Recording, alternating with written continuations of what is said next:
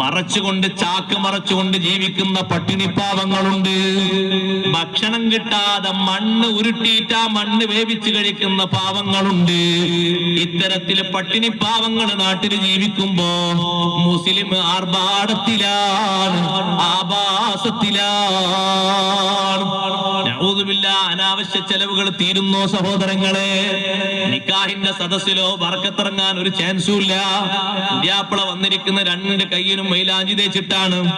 രണ്ട് കയ്യിലും എന്തൊക്കെ എഴുതിയത്? അവന്റെ പേര്, അവളെ പേര്, വിളിക്കണ പേര്, ഓമന പേര്, നാട്ടിലെ പേര്, പിന്നെ കുറെ റോട്ടിൽ കാണുന്ന കുറെ സിഗ്നലുകൾ, കുറെ ആരോ മാർക്കുകൾ, കുറെ അമ്പിളി അമ്മാവൻ, കുറെ പലതും എഴുതി വെച്ചിട്ടുണ്ട്.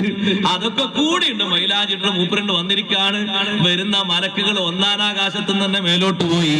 റഹ്മത്തിന്റെ മലക്കിറങ്ങാൻ ഒരു ചാൻസും ഇല്ല. കയ്യിൽ മൈലാഞ്ചി തേക്കല് പുരുഷന് ഹറാമെന്ന്